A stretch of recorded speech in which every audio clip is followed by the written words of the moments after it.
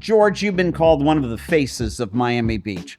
A nice face of Miami Beach. For those folks that have never met you, how would you describe George Neary? Quietly fearless. He's also a longtime friend of mine. Please don't hold that against him. I moved to South Beach and rented an apartment here in the early 90s. Oh, and, my goodness. And it was all the beautiful people and me. All of it is an undiscovered at the time beauty. Italians, the Germans, the French would come here on vacation and loved the architecture, the buildings.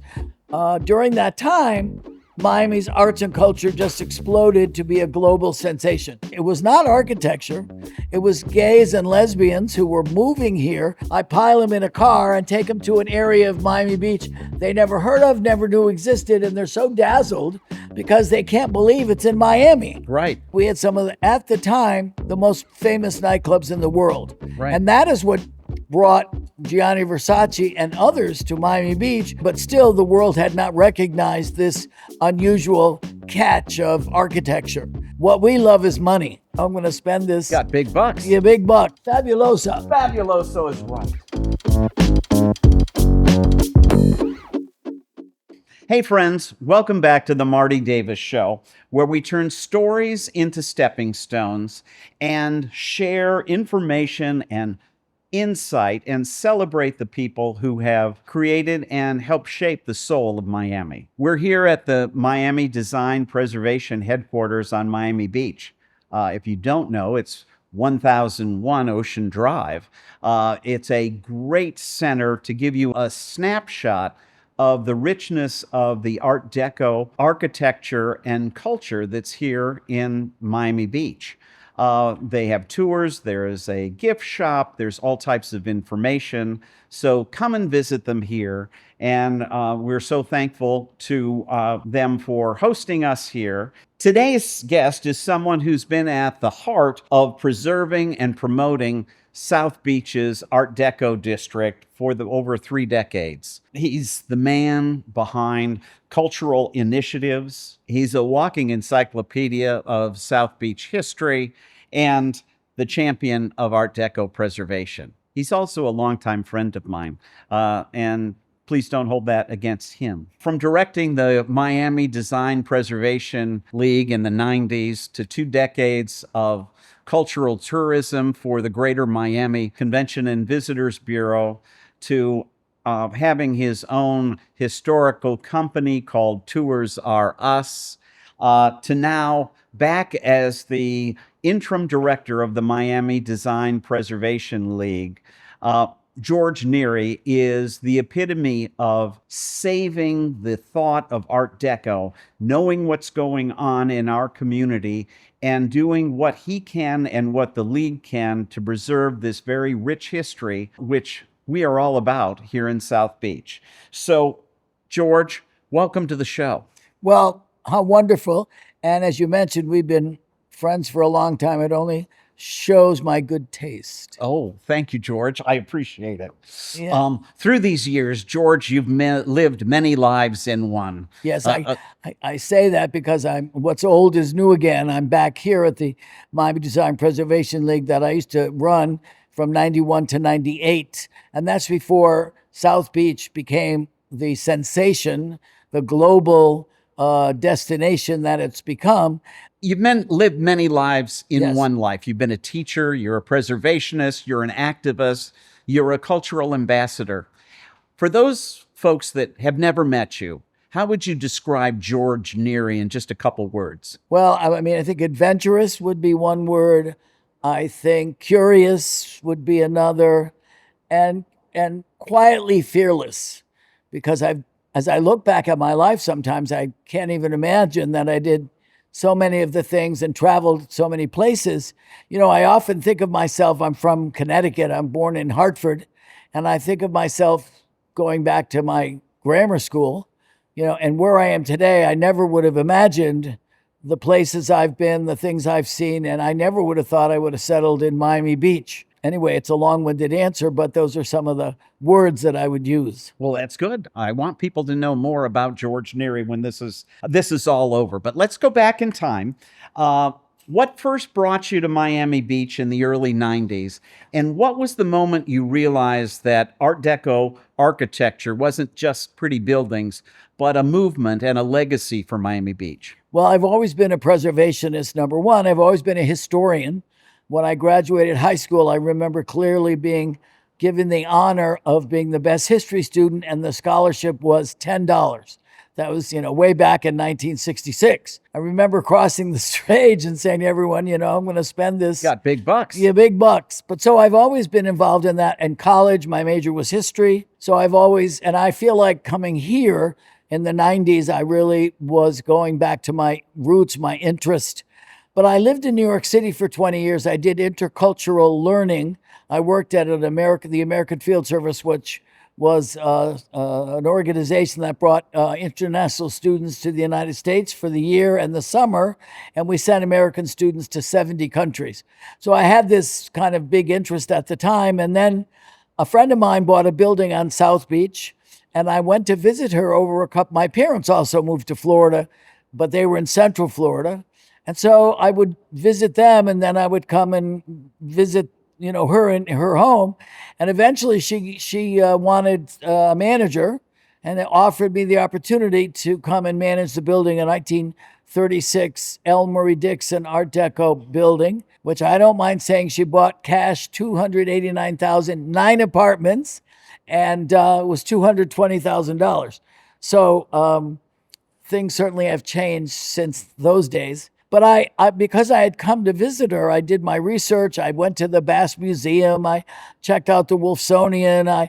But I also went to the Miami Design Preservation Office, met Nancy Liebman, who subsequently became a commissioner, and Matty Bauer, who subsequently became the mayor. So a lot of people, which were so interesting and unusual at the time, ended up having other lives beyond just the preservation movement. But and I started to really figure this would be a good place. So I moved to the apartment, started managing it, but it wasn't yet a full-time job. So I started volunteering 2 days a week with Nancy Liebman and Matty and other people. And then eventually Nancy ran for office, the position was opened, and I became the executive director in March of 1992. In 1992. So what were that's back in a time when Ocean Drive wasn't really Ocean Drive yet. And, South Beach wasn't really South Beach then. No. What were the biggest challenges you had in starting this movement and saving what you were saving? Well, first of all of it is an undiscovered at the time beauty. The Italians, the Germans, the French would come here on vacation and loved the architecture, the buildings. What we love is money. So all people could see is if we knock these buildings, they're only 2 stories and 3 stories, we could put up 50-story high rises and make millions. But luckily, there were some real diehard preservationists. One, of course, which is world famous, is Barbara Capitman. And she began to bring a group of people together. And she formed this preservation organization in 1976. And then the next thing she did was get it registered with the Department of the Interior in 1979. So those things were already done, but still the world had not recognized this unusual catch of architecture. So when I got here in 91, it was starting to take off. And the reason it was not architecture, it was gays and lesbians who were moving here who could look at these buildings and see the stained glass, the etched glass, the mahogany, the etchings, the way the buildings were curved, the history. So those folks began to really agitate with Barbara and others to save these buildings because, as I said, everybody else just wanted to make as much money as they could here. And so working with them and also the nightclubs, we had some of at the time, the most famous nightclubs in the world. Right. And that is what brought Gianni Versace and others to Miami Beach because they heard about this under the radar community that nobody ever heard of, but it was a nightlife extravaganza of a number of the clubs. One would be at the time was on Washington Avenue Another one was the Warsaw nightclub that Sure. everyone went to. Another one was Torpedo. Another one was the Cameo Theater that was rented every weekend. Salvation. There was all of these clubs that people began to come to from all over the world. And when they came, they began to really look at the architecture, what was taking place. But the thing that really brought cultural dollars, if you will, was Art Basel. Very good. Yes. And that brings me to the next portion of your career. George, it's interesting. When I first came down here with my parents, and then even after. When was that? We moved down in 65 to Fort Lauderdale. From where? But from Chicago. Oh, okay. And, we used to ride down to Miami Beach, and you'd ride along the beach in the 70s, and there'd be all those chairs set up in the front porches. Right. And everyone that twice my parents' age were sitting out there, and they used to call this Heaven's Waiting Room. Yes. And so such a change from early 70s to the 90s. And then you talk about the clubs being here, and I moved to South Beach and rented an apartment here in the early 90s. Oh, and, my goodness. And it was all the beautiful people and me. And, I rented a little apartment at 14th and Collins, and it was managed by the people in the hotel across the street on Collins. And I show up to see the apartment, and they take me over there, and it was really a plain Jane apartment, right, and boring, and a Home Depot reno in it. And it was just, one bedroom, right, looking at the building next door that you could almost touch. And anyway, as we're coming out of the apartment, the door across the hall opens, and this guy comes out in his running shorts and a bicycle with a body to die for. Clearly he was on his way to the gym or on his way from the gym. Right. And turns to me and says, "Oh, are you moving in next door? That's great." I turned to the manager from across the way and said, "I'll take it." Yes. And never saw the guy again, but it was a great thing. I don't know if he was a plant or not, but right. Could He have might been. well have been. But yes, all good. But anyway, you led the Preservation League for a while, but then for 20 years, you worked on cultural tourism for Right. the Greater Miami Convention and Visitors Bureau. How did that cultural aspect, Art Deco preservation, go hand in hand in this increase and growth in Miami and Miami beaches? Well, luckily for the 7 years I worked here, I was very involved in the city, and I'm very, broad, view. And so I do more than just work in an office. I mean, I was chair of Design and Architecture Senior High School Board of Directors, because design is in their name and design is in our name. So I drove over one day and said, I think we should be collaborating. And that started a collaboration almost up to this moment. So there are many things that I was able to accomplish and do, which were very important to all of Miami Beach, because it is two separate cities. If nobody learns anything else from our podcast, the one thing that you should know is that Miami is a Native American word, and that means sweet water. So I'm hoping that our film folks here at least catch that. Very good. Yeah. Sweet water. Sweet water. That's what Miami stands for. But I had been working with the Convention Bureau because because this was sort of a premier LGBT destination. We had done some familiarization tours with journalists. And so I had a little bit of an in with them at the time. And the mayor of Miami Beach, Seymour Gelber, had heard about cultural tourism as a draw for tourists. This is before Basel, before anything. But he had heard about it. So he asked the Convention Bureau to create a position. And once that started, I was very lucky that everybody thought I would be perfect for it. So Michael Allard did my original letter. Nancy Liebman, who I mentioned was my close friend, was telling me about all the things. And I interviewed with a guy named David Whitaker, who 25 years later is back in the job that he was in when he hired me way back in 1998. So, I mean, it just was a wonderful set of circumstances. And because of my background in history and culture and arts, it was really the perfect job. And also as an administrator, I mean, the first thing I did was meet with all the museums who had never met each other. had never known all the directors. We had 12 of them at the time meet for lunch. And it was just joyous because, they were so busy in their own little holes, they didn't get a chance to meet each other. Not knowing Basel was coming down the pike, and we were already organized by the time Basel came. So they were thrilled to meet everybody together. And put them all together, yeah, right? So there was many things that we accomplished.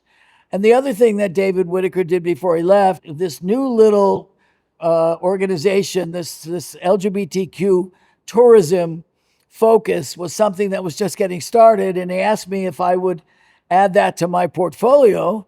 And I did. And for 20 years, I ran all the LGBT, which grew and grew and grew. And then finally the cultural tourism as well. So I had both of those portfolios for quite some time. And there's a lot of overlap, which I'll admit, a lot of cultural, a lot of LGBT.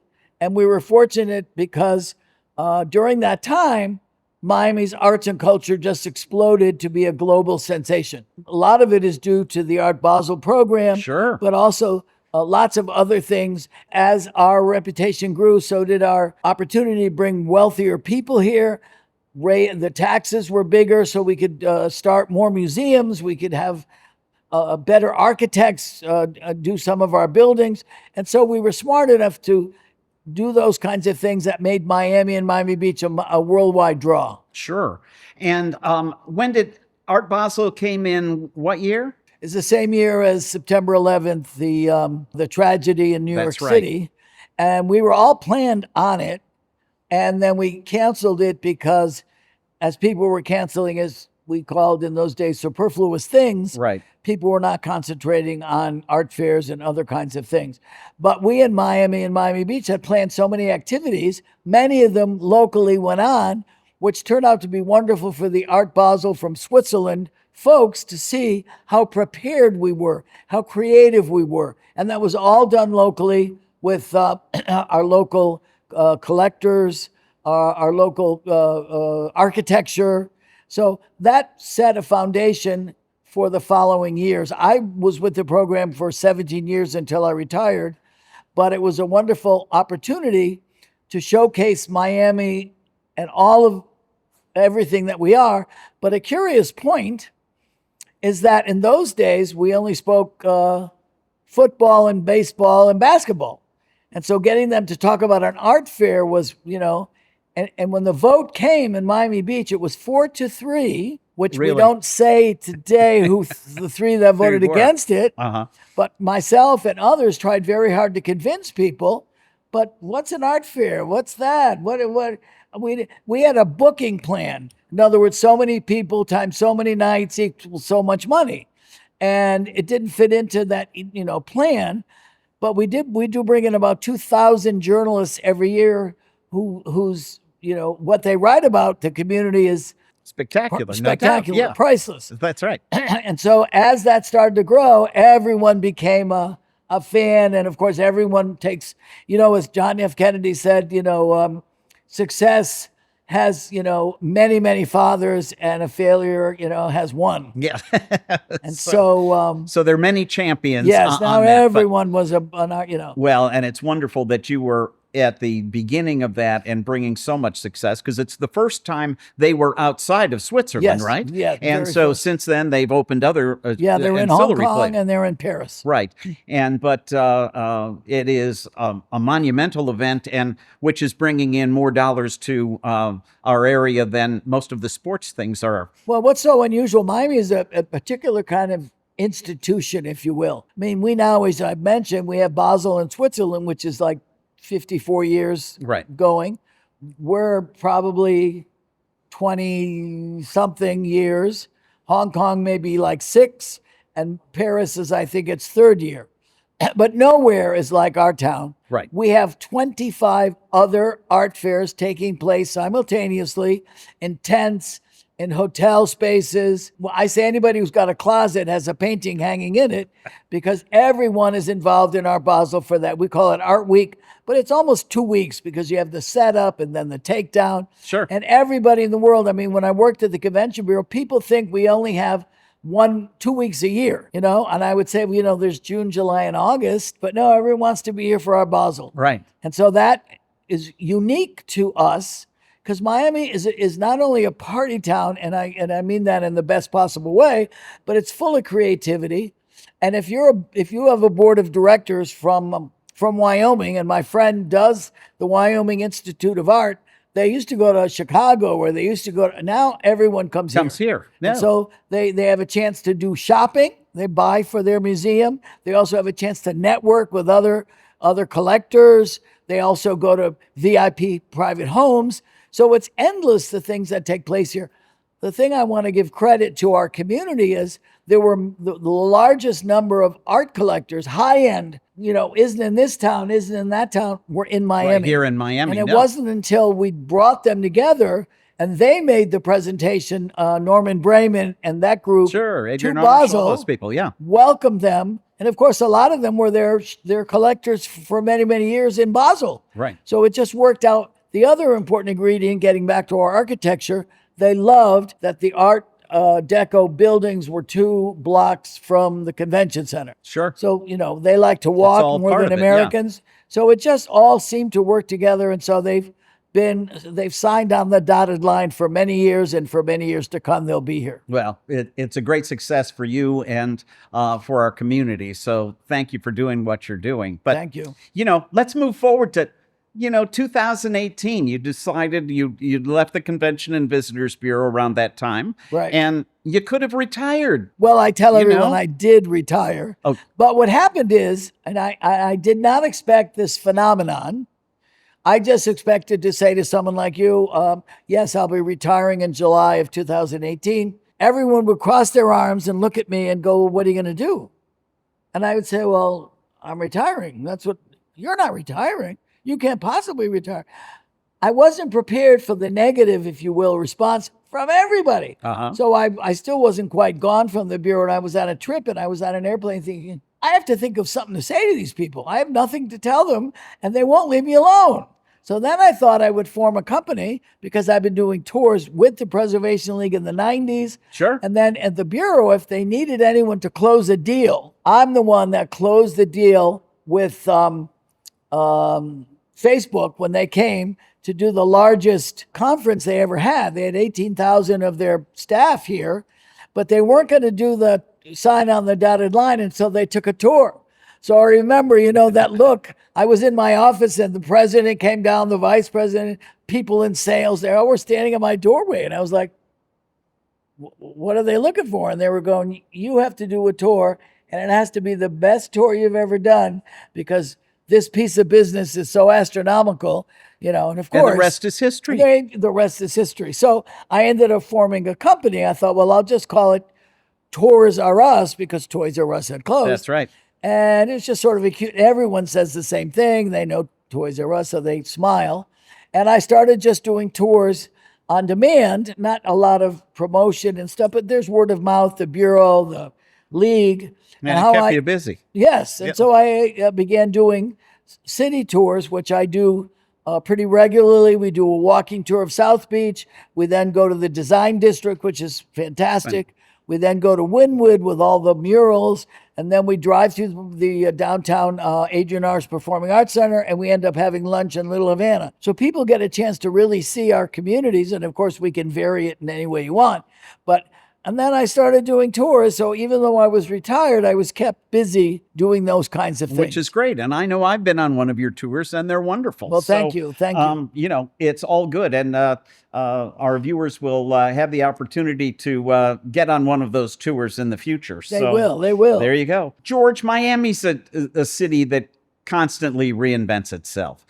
Things are happening, and how do you balance the modernization, the changes with the preservation, with what's happened in the past, and how do you keep up with all that change and reinvention? Well, you have to understand, Miami-Dade County is larger than 2 American states.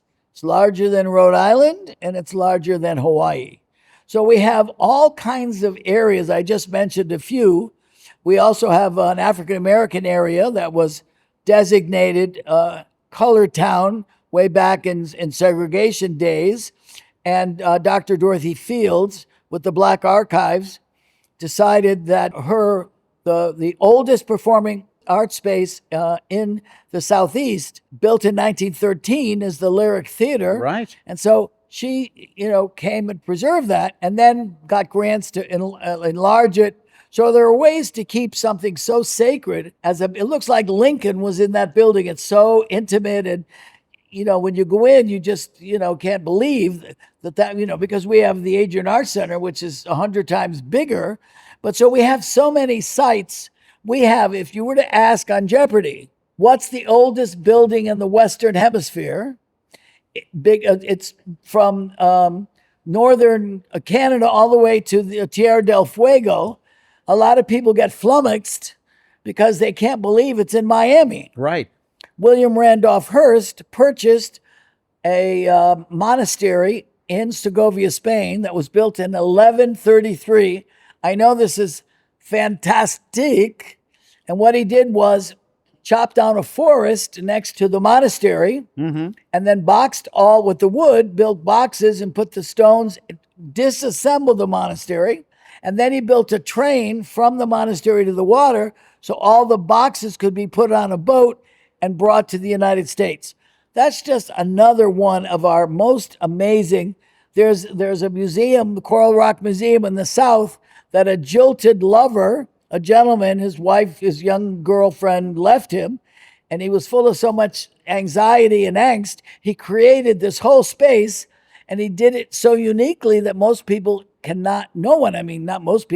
no one could figure out how he did that. How he got it there. You're right. Yeah. And put it together and all that, right? Yeah. Yes. And there's so many of those unique spots all around our town that people really aren't as aware of. And it's nice that we have areas that can be preserved. And we also have some of the most stunning new high-rise architecture anywhere on earth. Right. Zaha Hadid, who's an Iranian architect, her last building is built here right there on Biscayne Miami. Boulevard. Yes, right. Absolutely. And there's others, other world famous. The problem here is we talk about developers more than we talk about architects, because the developers vote and put their money to candidates. That's all part of it. But we have you to champion some of those things. So I'm always trying to push architects so that people can learn and see the development in their style, because we have so many famous Rem Koolhaas, Cesar Pelli. There are just so many that we have around the community. Well, our viewers now have just a little taste of what could happen on a Tours R Us with George Neary. So I love that part. But George, I want to know a little bit more about you. When you're not preserving Art Deco, when you're not talking architecture, when you're not giving tours, what is it that you like to do on those days off, in case there is a day off? Well, there's lots of days off. One of the things now that you're retired. I'm retired. I'm also recently married 2 years ago. And as we say, using that quote, the love of my life, I'm very fortunate to have met a gentleman from Costa Rica, professional. He used to be the general manager of hotels in Costa Rica, and now is employed at the #1 restaurant in Miami called Makato. It's Japanese. It's up in Bal Harbor. So I have a wonderful relationship, doing many, many things. He's works during the week, so our weekends are off to run around and, go to see performances. We just saw a group the other day that were here from Mexico, so I'm very music focused. So, even though I don't speak fluent Spanish, just a few words, I love to go and see performances. And so there's just so many things that we do together. Restaurants, because he works in a restaurant, he's always interested in trying new delicacies, food and stuff, new food. One of the things I don't mind telling you is that when I first got here and I worked for David Whitaker, I used to get the New York Times every day. And occasionally they would list a restaurant week that was listed, and I would rip out the page and go see David. And I said, we would look at all the restaurants, and I would always say, why can't we do something like this? Well, if it happened 4 times a year and you do that 3 or 4 years in a row, 15 times I met David saying, look, so finally we had lunch. He got it. David, myself, and American Express. The 3 of us met in Firehouse 4. I And that's how remember it. Miami Spice was born. There you go, which So, Miami yes. Spice is our August, September restaurant time when people can enjoy different places at reduced prices with very special menus, right? Exactly. And also, if you want to try some very expensive restaurants, they're now on Miami Spice. So for a price fix, you can have 3 courses and then taste the extravagance that you've read about and heard about, and you can go back during the rest of the year and enjoy it. So it's really for people to get a chance to see what we have we have many now recently Michelin star Our restaurants. no, absolutely. So we spend a lot of our time, further exploring, if you will, Miami and enjoying what's around us. Oh, that's great. George, you've been called one of the faces of Miami Beach. A nice face of Miami Beach. What do you hope your cultural legacy for Miami will be, and both for the city and for the people who've walked with you on this journey of preservation and change through Well, these years? we've had a number of recent negative issues from our governor, and he has taken away in the legislature the protections for our Art Deco buildings, our history, our culture. And so we're all, Miami Beach is united, all commissioners, the mayor, the city manager, in preserving our Art Deco history. And right now, those zoning laws that protected them have been taken away. So someone could buy any of these Art Deco buildings and knock them down and put up a high rise. So we're in the throes of, again, another battle, another fight. So my legacy, I would love it if and it doesn't have to highlight me, to highlight the volunteer effort of everyone in Miami Beach to preserve what's important, not only for us, meaning us people in Miami Beach, not only for locals, but also people from all over the world who love coming and seeing the architecture, the Art Deco. It's Sure. the 100th anniversary this year. It was created in Paris 100 years ago, 1925. And also on Loomis Park, which is very close to the Art Deco Welcome Center where we are, we have a gallery display of 34 panels about Art Deco around the world and in Miami Beach. So we're trying to educate people to the importance of what we have here, and we want it to stay as long as the pyramids. There you go. Well, I think it's great. And it is a draw for people coming to South Florida. It's the second largest draw. First, of course, is Mickey, Yeah. Disney, but we're the second largest draw in Miami. That's great. In Florida. In Florida. And we're one of the largest examples of this type of architecture, are we Exactly. not? Yes. And that includes the MIMO movement, subsequent to Art Deco, and all of Right. these very colorful things that we have in South People Florida. don't realize that the Fontainebleau Hotel, built in 1954, began the next phase of resort-style architecture, and you have then the Eden Rock and the Versailles and so many other buildings that were built after World War II. 2 reasons: elevators and air conditioning. Right. Once you had those inventions, it means you could go higher and people could live year round. And so those 2 inventions really allowed for this new MIMO architecture to grow and thrive north of the Art Deco District. No. And it's great. And some of the shapes and all of that are incredible. Exactly. So it's good to see. When I first came down here with my parents, we would come down to Miami Beach and we would sit as a family in the lobby of the Fontainebleau Hotel to Really? watch all of these glamorous people coming in and out in the late 60s. Right. These women in fur coats because it was, below 60 degrees. Right. And that they used to call Miami sweatshirts, and they'd be in their mink stoles. And but it was a very glamorous time for Miami as well. And it showed that people were coming here then, and it turned around back in the 90s where those people came back, and we had all the modeling agencies and all of these glamorous Exactly. people, Versace and all that. So it really made an impact on the world, and we continue, and hopefully that legacy will continue. You and I've had a chance to work together in a number of projects. Exactly. And on some legal issues too. Yes, exactly. And real estate in South Florida is always a challenge. Yes. And you're involved in that apartment building that Right. is owned by a friend of yours, and she has a very good bargain there, but a lot of little headaches on the things Always. that happen. And so what are some of the challenges that you've seen in the real estate market here? Well, the old saying is, I wish when I got here, I bought, the apartments were $17,000. If I had a brain, which I didn't, I would have purchased some who are now worth two, three, $400,000. I did buy an apartment in Brooklyn, and I bought it for $60,000, and now it's worth $1.6 million. Of course, I did make some money on it before I sold it. Uh-huh. And but here, the real estate market is very mercurial. A lot of times buildings are built before they even have a sense of selling the apartments, and some of them have, lost value. But I think if you're in it for the long haul, it's going to benefit you because people are now buying 2 and 3 homes, and especially around the world, people, because currencies change and devalue.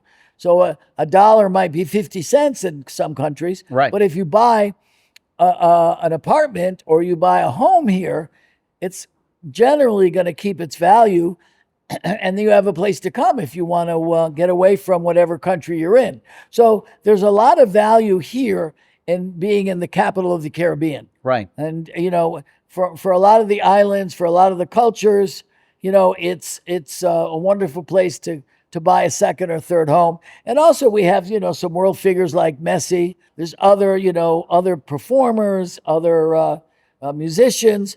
And again, this is where they do all their work, and then they may have been born in another country, but they've resettled here.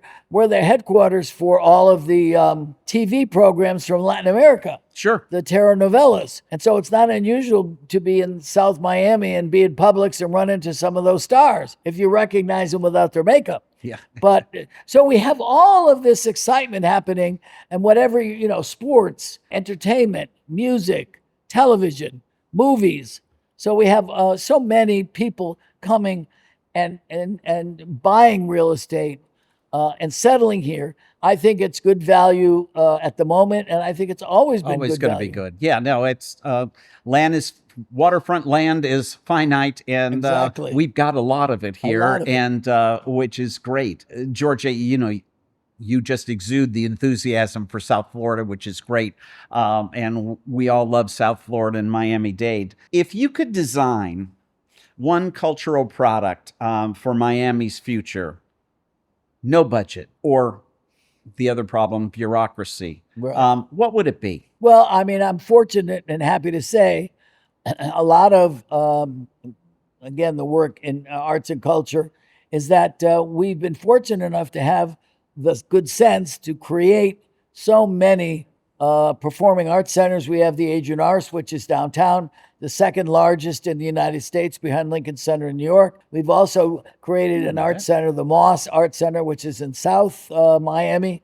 And we're looking at creating other performance spaces so we can grow arts and culture in other places. It doesn't always have to be in the big performing arts center. I think if I had money like that, I would look at some of the smaller performing arts, and one is the Marshall Davis African Heritage Center, and I'm sure that could use a boost. It's been around for more than 50 years. I'd look again at the Lyric Theater and think, what kinds of, how can we help that grow? Right. So I think there are other things, maybe in Little Havana, there might be some performance spaces that haven't had a chance to expand or professionalize. So I think there would, because that benefits more people all the time. Right. And it really enhances people's quality of life. So, I mean, I think if I could do some of those things, that would be exciting and fulfilling. Well, and and one of the things that I'm finding in looking for cultural activities or going to a concert or going to a theater performance, they've gotten so expensive. Right. And so if we could bring those little theaters in, it would make it more accessible for everyone, including me, to go more often. Well, and not everything has to be the Broadway show. Right, yeah. You could see, Wicked done on a community stage. You could see, I have some of the best performances, chilling performances were high school productions. Yeah. I mean, so much emotion, so much, because kids are so invested in it. So I think you're correct, and it'd be nice to have those kinds of Those experiences. opportunities. Yes. Sure. George, I think before we go on to this next segment of our talk, we should have a toast to 100 years of Art Deco preservation. And quite frankly, we have a celebration here right in Miami Beach, Art Deco weekend. Yes. Right? And how many years is that happening? This will be the 49th. Well, we're a year ahead of 50, but I Right. think we should celebrate anyway, don't you? I'm Let's in open favor some of that. champagne. Please. Let's try and get me out of the chair. Yeah, right. There we go. All right. Being the big drinkers that we are. Right. But it's all good. I was just watching a YouTube on how you're supposed to do this. So, not that I've not opened one before. As long as it doesn't go in my eye, it's okay. There you go. Oh, very Not bad, good. huh? Very good. Very good. And a toast with a giant glass. There we Yeah, go. yeah, that's good. There we go. There we go. To the 100th anniversary of Art Deco. Absolutely. In the Cheers, next 100 cheers. years. Yes, absolutely. Fabulosa. Fabuloso is right. These glasses are huge. They are. It makes our hands look small. Is there Exactly. some story about that? Yes. But, Not touching that. Yeah, so we get into political stories Yeah, yeah. then, yes. So, George, let's go to the rapid fire. First thing that comes to your mind. Your favorite hidden gem in Miami Beach. Favorite, the Marlin Hotel.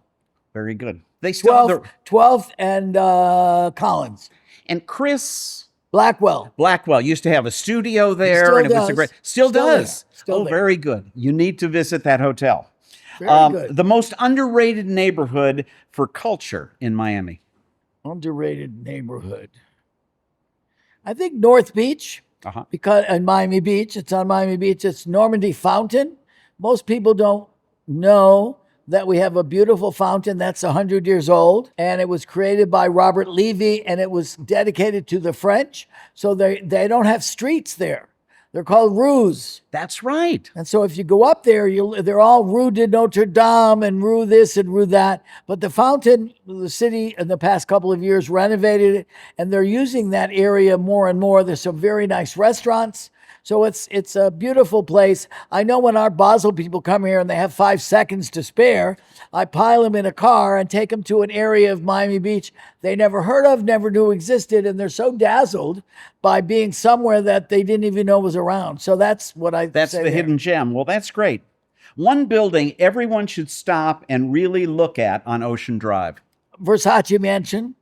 And I say that because we have a lot of Art Deco, so that's pretty prevalent.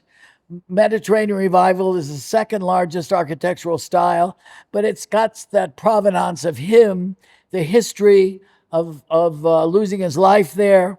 And also, I tell people now, and this is a plug, that lunch at the Versace Mansion is $39 and it's 3 courses. And it's wonderful. The service is great. The food is delicious and plentiful. And you have an opportunity to revel in his vision, his architectural detail. So I recommend that building to people because most people think it's going to be like $200 Right. or some outrageous. It's It not. is very reasonable. I was just there for dinner because of Miami Spice. Oh, yes. And it was spectacular. The Yeah. service is unbelievable. Yep. And you get the feeling of the grandeur sitting out by that pool with the mosaics. And it's beautiful. Yeah, So so perfect. Very good. A Miami dish you can't live without. I like mofongo, Uh-huh. but it's Puerto Rican. Puerto Rican, yes. No. So I like that. But, I love, it's more Cuban food, but I love to go to Portasagua, a restaurant on Collins and Right. 8th, I think. And anything you order in there is it's just like grandma made it. And it's a wonderful, and I mean that in all the glory, I intend. And so it's a place that I recommend going, and any of the dishes will be your favorite dish. Very good. Very good. A tour you love giving the most on Tours R Us. Well, the tour that I like to give, as I mentioned, is a city tour because people come here and they have no idea where they are. They've heard about it. They think it's going to be a beach. They think it's ocean. And I walk along Ocean Drive and give them a short history of that. And then I love going to the Design District, which has every international architecture of clothing. Uh-huh. I mean, I always say if Tom Ford has a store there, he only has 4 in the country, Givenchy and Versace and Miu Miu, and each building is a separate architect and each interior design is a separate interior designer. You start from the Buckminster Fuller Dome and you walk along the Paseo, as it's called, and it's thanks to Craig Robbins. It's filled with public art. And also, You go by the International Contemporary Art Museum, and you also see the parking garage that has all of this ornamentation. People are shocked. Then we go from there to Wynwood, which doesn't have enough publicity yet, in my opinion, and see murals. I was just there last night by hundreds of artists all throughout Wynwood. It's just breathtaking. And then we drive through the Performing Arts Center, which is downtown, and we end up in Little Havana, and we walk through Domino Park. We walk through some of the other historic sites. We have an amazing home-cooked, meal, and we have to stop at Azuka for the ice cream. So by the time they've taken the tour, they've just been dazzled. They're in love. Yes. When I first went to law school in Miami, my partner at the time had a store in the Design District, a furniture store in MID 2, as it was called then, which was on the north end of the Design District. And he could rent a first floor space that was a design studio, and that would have been in the 90s, right, for $6 a square foot. And the most of the building was empty because people were too scared of being in the neighborhood. Yep. The Design District had been once a great spot and then had really gone downhill. And we had a little dog, and there was a back door to the his studio or his furniture store. And the door got open. The dog went running out the back door. The dog's name is Sabrina. We named her after the movies, little black dog, and gay people. And so anyway, the dog shoots out the back door. My partner at the time, Gary, yells to him and says, "Sabrina, you go ahead, run into that neighborhood. You don't have to live at the penthouse anymore." The dog stopped, turned around, and walked back in. It was the most amazing thing, a funny story, but it was a very scary place. And and from that transformation from there to now headquarters for Tom Ford, every major designer is there. It's amazing. It's great. And I'm glad you're sharing that with the rest of the world, because it is a special place. It is. If you could take any historical figure on one of your Miami heritage tours, who would it be? Well, that's such a difficult choice. I think because I've seen Alexander Hamilton, the Broadway show, it makes him a little more real. And I went to see his home on Nevis, which is part of St. Kitts in the Caribbean. I went all the way to Nevis to see his home. It's only 6 stairs. Everything's gone. There is no home. But anyway, I think it'd be interesting to take him. He had such an amazing life, and maybe, and he was assassinated, so maybe bringing him back to life, he'd be very grateful. Very good. George, I so appreciate you being here. George, you're an educator, a preservationist, an activist, and a cultural ambassador. We appreciate you so much for saving Ocean Drive, for shaping Miami culture, and creating a destination, a Miami cultural tourism influence for around the world. When you look at the city, whether it's Miami, whether it's Miami Beach, I see your fingerprints all over the place. You're so nice. And it's really wonderful, and I thank you for all you do. But what I admire most about you is that you keep teaching, you keep moving, you keep doing things for the betterment of our community and your friends, your family, and you're just nonstop.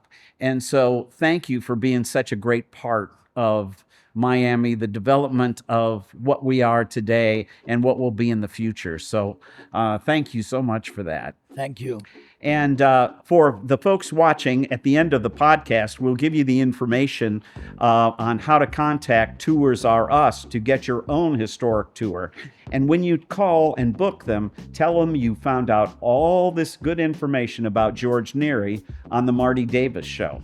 I'm Marty Davis, thanking you for being here and saying to you, go back and discover your own backyard, because what you're going to find is a cultural richness, and we can be thankful for people like George Neary who have promoted it, made it better than it ever was, and what the increase will be in the future on what our neighbors are and what Miami and Miami Beach's greatness. So thanks again, George. Thank you. Beautiful. There we go.